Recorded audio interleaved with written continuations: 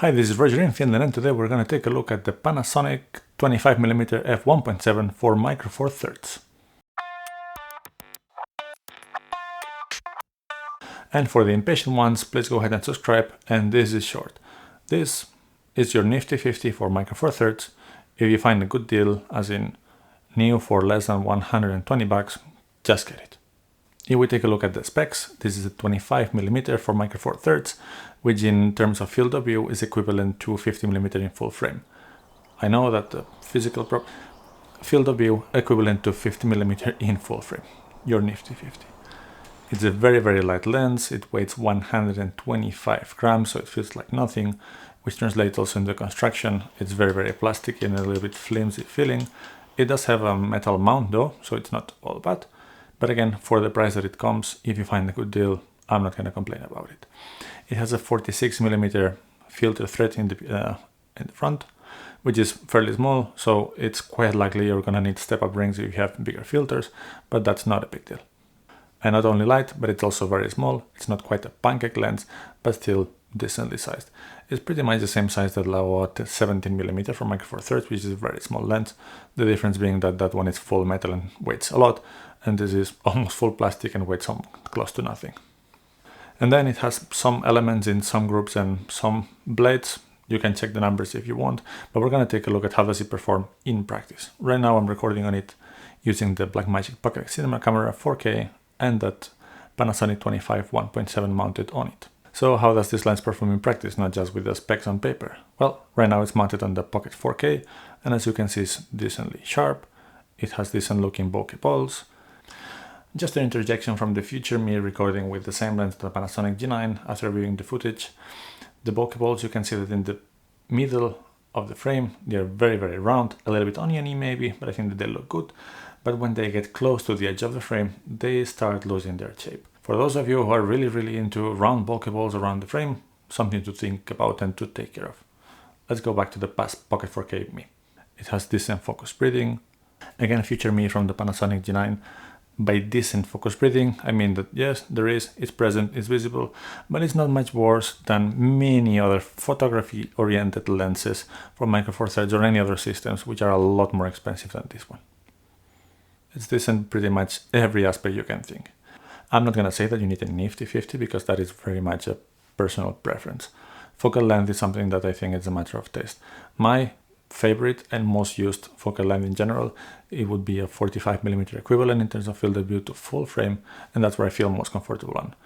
This 25mm on the Pocket 4K gets pretty close to that, but anyway, I'm fairly happy with any lens that goes somewhere between 40 and 60mm when it comes to full frame equivalent. So yes, I'm a sucker for nifty-50s or anything around them, so this lens is definitely made for me, but that's definitely a personal choice. So far we've been taking a look at how this behaves when it's mounted on the Pocket 4K, but it would be good to test a little bit how the autofocus works, so what we're going to do now is mount it on the Panasonic G9 and continue the video.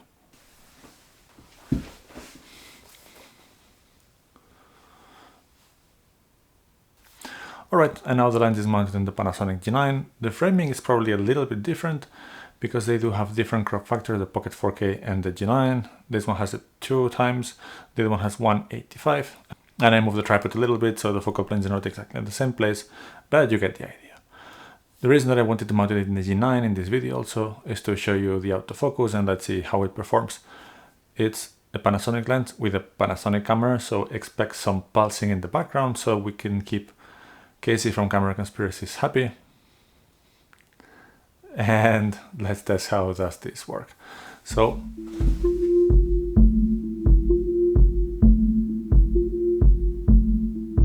probably too fast, probably too close. Does get me eventually.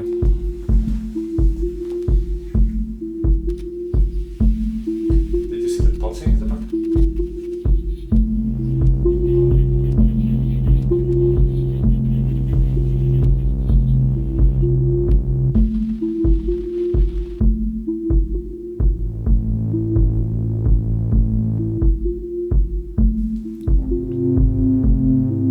So now hopefully you got a little bit the idea of the autofocus with the Panasonic G9, at least in continuous mode in video. And here is something that at least the Panasonic G9 does not offer any possibility to adjust how fast and is the reaction of the autofocus or how strong should be the sensitivity. Funnily enough, you can adjust these parameters a little bit for photography, but not with video. That's one of the things that would make the G9 even a greater camera than it is. But that's for a different video. Now that we had a chance to take a look at the autofocus performance with the Panasonic G9, and we've seen also how it performs a little bit in the Pocket 4K, let's take a look at what alternatives there might be to this lens. One that I can show, because it's the other 25mm that I have for Micro Four Thirds, and this is a unfortunate and very unfair comparison. This is the Make 25mm T2.2, and you might have seen my review. I'm gonna put the link somewhere there in the description below, but this is a cine lens, so it doesn't have autofocus, therefore the Panasonic is better, if you need autofocus. This is a great lens. Let's go to a bit more reasonable comparisons. An obvious one would be the Olympus f1.8, but I don't have experience with that lens. It tends to be a little bit more expensive, usually, and if some of you have compared the two of them, I would be interested to hear your input. I can compare with the Panasonic 25mm f1.4, which is a lens that I had, but I ended up selling and keeping this one. And well, I just say that this is about half a stop slower than the f1.4. If that really matters to you, then go ahead and get the 1.4. But the autofocus speed was even slower than this one. This is okay, but the f1.4 was actually slow. And I couldn't find many differences. It was not much sharper. It was nothing significant in general, and the price increase compared to a good deal with this and the other one is 3 times the price. So I would definitely go for the 1.7 unless you really want or need the f1.4.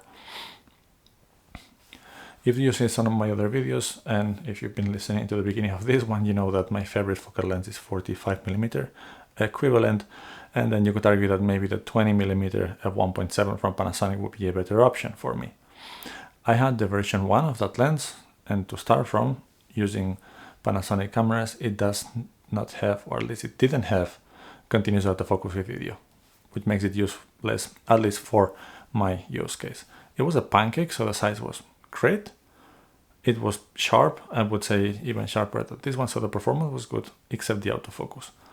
When it did autofocus, it's really slow, even slower than this one, and even worse than the Panasonic 25mm f1.4. And for what I read, the version 2 has the same slow autofocus problems. The pancake size, though, that's something that might be interesting if you're using smaller cameras, but I'm gonna stick with the 25mm f1.7. And also the 20mm pancake f1.7 is a lot more expensive than this one. Alright, let's finish this video with the lens mounted on the Panasonic G9. I'm going to repeat myself as the summary. You might have heard this if you've made it this far into the video. If this is a focal length you like and you find a good deal on the lens, and my definition of a good deal for this lens would be $120 or euros or less, then just go for it and you'll be happy. I hope you liked the video or you find it useful. If you did, please click like and subscribe, and we're gonna see you soon for some more content.